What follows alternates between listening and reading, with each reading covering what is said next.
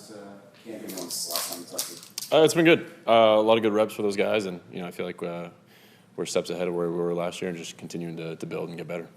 What have you seen out of the two rookies, Keandre and Trey? Yeah. To work with them more? Yeah, they've made a bunch of plays. We've asked them to do a lot. We're asking those guys to fill in and play multiple positions, and they've done a great job picking up the offense. And they just go out there and make plays, and they continue to get 2 feet in bounds and adapt to the NFL, and it's been really fun to see. What have you thought specifically about Keandre's ability to adjust on the deep ball, make a couple plays in that area, finding and tracking it? Mm-hmm. Yeah, I think that's really important, especially playing the receiver position, and it's a skill that it's hard to learn, but it's either kind of you got it or you don't, and he definitely does. And he's made a bunch of plays like that where he just has a great feel for the sideline, understanding where the ball is and how to go up and get it at a high point. So it's really good to see from a young receiver like that. During the game the other night, they showed you a couple times on television. What are you kind of doing during those games? Are you helping Trey out? Are you talking to Taylor? Are you talking to DJ? What's kind of your role during this preseason game?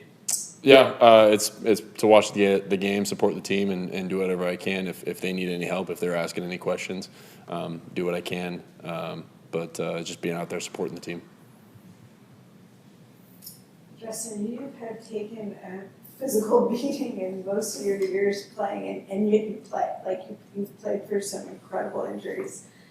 Now that you're more seasoned in your career, is there anything you're doing in the off season really proactively to try and enhance your durability?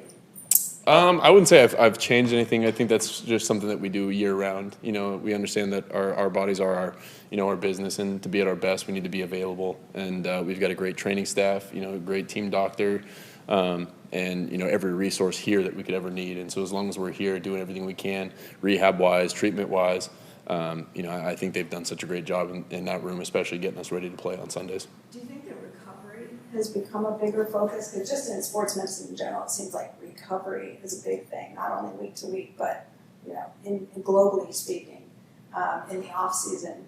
Do you feel like there's more of a focus on that in the time you've been in the league? No, thankfully, I think we've always done a pretty good job at that. I think that's always been a focus here, and I think that's why we've had such a great job coming back from injuries, and guys that are originally told it's 8 weeks, they're coming back in 6 or less, and so I think that focus from our training staff has definitely helped us here, especially. Justin, how do you think you evolved since the end of last year, now into the second season with Jim as the head coach coming into this camp? I think it's just continuing to learn the offense, doing everything we can to go out there and understanding exactly what Coach Roman wants when he calls a specific play, going out there and attacking it and seeing the way that he wants it to be seen, and just continuing to, be the translator and go through exactly what the coaches want, being able to go out on the field and execute. And what has your relationship been like now with Jim that he's been here starting his second season? It's picked up where it's left off. He's a great coach. We want to make him proud, do everything we can for him, and we know as long as we're listening to him and making sure that we're doing the right things on and off the field, he'll take us where we want to go. Justin, you guys worked on Keenan on Friday. What would it mean to have him back? Yeah, Keenan's a special player. He's definitely a guy that we've had a ton of respect for. We know how special he is personally. We've been able to throw him the ball a bunch. But that's probably a better question for the guys upstairs. Justin, people think that him and Ladd wouldn't be able to work together. How do you feel like they could fit with their similar skill set? Yeah, that'd probably be a better question for the guys upstairs as well. Obviously, they're both the same position, and we know how talented Keenan is, and we've had plenty of experience throwing him the ball, and he's made countless plays for the Chargers. We know how many big plays he's come up with, but that'd probably be a better question for them upstairs. Any challenges for you just with the receiver group that's so young after, Mike retired, just a couple rookies, Ladd's in his second year, Quinton's in his third year. Any challenges as far as working with a younger group? I wouldn't say any challenges. I think they've done such a great job of just attacking every day. You ask a lot of rookie receivers, and, I think that can always be a tough part of learning a new offense, but I don't think that's been an issue at all. Those guys are so well coached, and they're really hungry, and they just want to go out there and play and compete at a very high level, and it shows when those two guys go out there and make plays like that. How has your role changed as far as your relationship with receivers?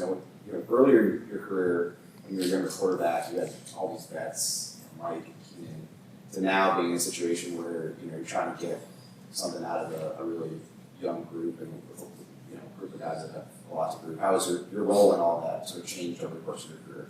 Yeah, I think early on when you first get into the NFL, you don't really know any better. And some of those older guys are kind of telling you and showing you the way. This is how it needs to be done, and this is how you're going to have success.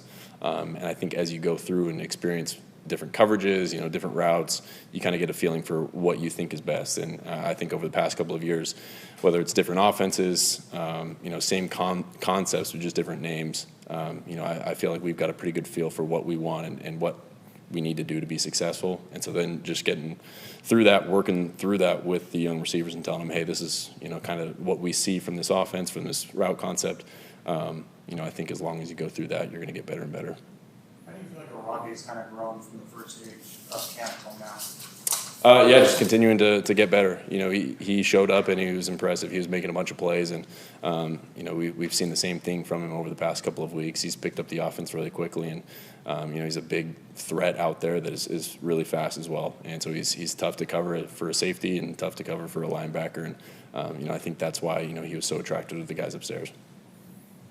Jim said today that he's kind of settled on the best five up front. Obviously, through the spot for pretty much step, but just with Zion at left guard and Browser at center. How much comfort will it give you, moving forward here as you start working towards week one, to know that that's sort of going to be your group here on the offensive line? Yeah, I think it's important to get that timing with those guys, but at the same time, I think being able to work, those guys in and out and having guys in different positions, I think that's going to help us as an offense as well, because adversity is going to happen. Guys are going to get hurt, banged up, and someone might miss a game. And as long as we're able to interchange some of those guys and to keep communicating like those guys have been out there, I think that's going to be really good for our offense. How's camp going for you? It's fun, man. It's fun. It's fun. What about this? Fun? Yeah. Football, man. Football is fun, man. We get to go out there with my brothers and play some football. Why is this year different than in years past for you? I mean, it's hard. It's super hard to compare the years versus, the ones that you kind of presently in. But just the energy and the overall knowing what kind of work we got to put in to get what we want to get. How do the conversations change among defensive players, or coaches when you're in year two in a system versus year one? Because you know your weaknesses. What you need to get better at as a group and as an individual, and we're chipping away at it every day. And so you're improving the weaknesses, but you're also improving the strengths. How does Jim, as a coach, compare to your coach dad in terms of the way he tries to build relationships with y'all, from he got there with a knife and he sent them birthday texts. Yeah. Did you get a birthday text? Yeah, I did. Coach Harbaugh's just a solid overall dude, man. You can tell he's a unique person in his own thought process and how he think about things, and even when he having conversations with you, is uniquely him. It's not a conversation that I had with 5 or 6 other head coaches, and so I think that's what makes him himself. But he's a man's man too. So like you said, the knives and the boots and the worker man vibe. You could tell where he came from, and he didn't forget it. Yeah, beyond that, is it just those things that make it different? Or is there any other thing that you think about how he's different from other coaches? It's even hard. It's hard. That's what I'm saying. Yeah, we got knives, boots. Yeah, we got knives, boots. It's a whole kit. It come with the whole kit, and so he just thinks uniquely, but everything serves a purpose. Do you think that being close, together as a team, has any impact, or stuff he does has any impact on how well you guys might perform? The little things he does, whether it's. I feel like everything is intentional, man. Just the thought process. I could tell everything he says, he's thought about it maybe 100 times before he told us. And so he's definitely unique in that way, but also just uniquely himself. He's just speaking on how he feels whenever he's in front of us. And so you can tell the genuineness in that. If you just, as a person, you can tell when somebody's being genuine versus when it's not genuine. And so just knowing he got our best interest in everything that he think about, it's always something that he thinking about that can to be the little thing to make it a better season for us. How have you felt about the interior D-line group that you've been playing next week? Yeah, man, I'm excited about these guys, man. Got Tito in there, D-Han, Tier, Naquan, all them guys. We got a young guy, JC. I'm excited to play with those guys and to go out there and keep getting better together. Feels like a pretty deep group. What does that do for defensive front? You can potentially rotate It's a rotation. with 7. You said it. Yeah, you can keep everybody fresh up front, and that's huge in this league. When you got teams that like to go warp tempo and speed up the process, speed up the cadences and all those different things. And so rotating another 4 or 5 guys in, it's always to your advantage. In the preseason game, what did you see from guys like Kyle Kennard? Man, it's the same thing I've been saying in practice. They're getting better every week. Game time, they stepped up huge. Like you said, Kyle and KG, those guys, those young guys, even dropped, playing some solid ball. When Tuli first came in, I remember you and Joey would say he was annoying because he kept on trying to be around you guys, trying to feed off of you guys, trying to be a sponge and everything. Yeah. Are you getting that same sense from Kyle, or is he a little bit different? He's a little bit different, right?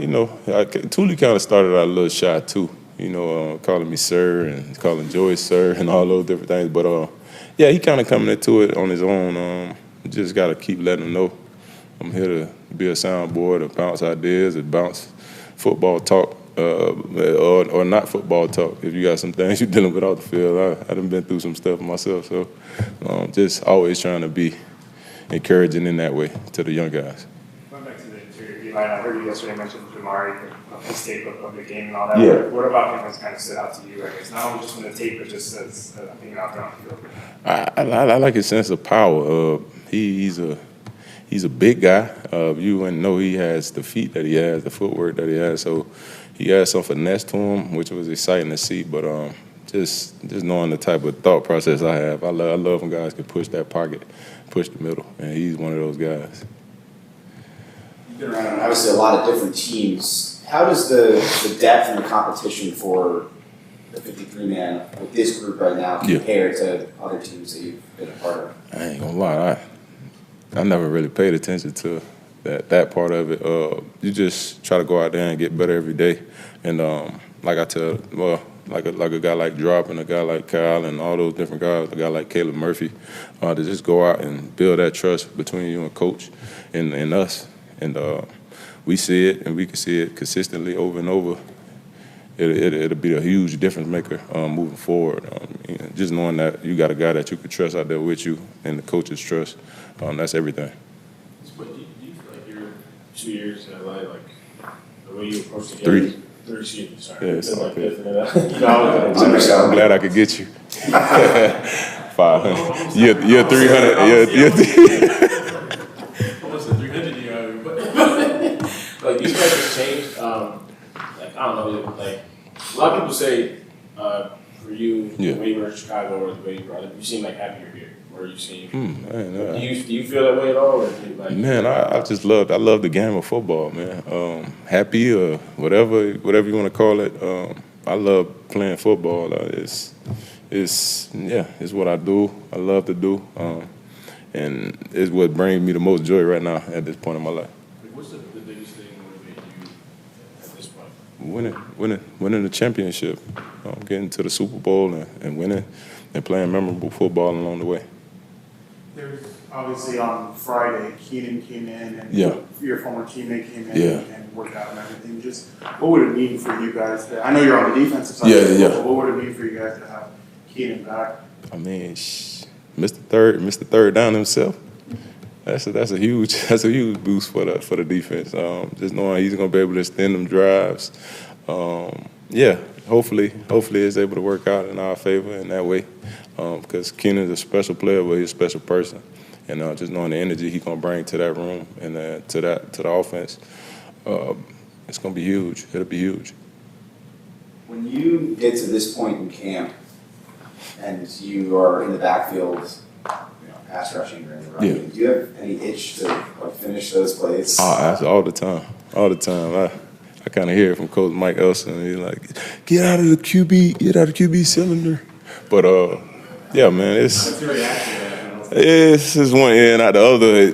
If it was just me and you talking, but I stay out of the cylinder, especially if 10 in there. I don't get close. Yeah. I don't get close. How much of those situations do you have to like, talk a little bit to let everyone know, like, hey, I had sat on this everybody know? It'll be pretty obvious sometimes, but more times than not, it's still especially when you're going against a guy like Rashawn or Joe, you got to show like that last little push if you really was gonna get there. But yeah, all in all, you just gotta do what is best for the team, and that's staying away from the quarterback. Yeah. You're out watching you before practice and you're throwing the ball. Yeah. You threw a couple dimes at. Oh, you like that? You like that? You ever think about That was cool. playing quarterback? Do you still dream at this Oh age? man, all the time, man. I wish I could take a 3-step drop and throw a slant to one of these guys, the Dre or somebody out there. But yeah, it's a dream of mine. Maybe one of these days. I talked to G-Roy a little bit, rub elbows with G-Roy a little bit. Maybe he'll put me in there. Would you like getting hit though? Huh? Would you like getting hit? You think I'm gonna get hit? You think I'm gonna get hit? If you're playing quarterback. You gotta be the hammer, not the nail, man. I teach my kids that. Always the hammer, never the nail. Oh, I don't care about that. Speaking of the blind side, Yeah. Rashawn, obviously you've gone up Yeah. for numerous years. Yeah. Became the highest paid Yeah. tackle. Just what did that mean to see? Oh, man. And what makes him a special left tackle in the league? Oh man, he is the best tackle, left tackle in the league to me. I don't see a lot of guys kind of on the island on that backside a lot, and he's one of the rare talents in the league, and I knew he deserved that. And so before the process started and all that, I kept joking with him like, I'm not touching you, bro. Just stay out of it. I'm not touching you till you get your money, man. And so that's how much respect I have for him, and I'm glad he was able to solidify that for him and his family. And now let's go get some wins.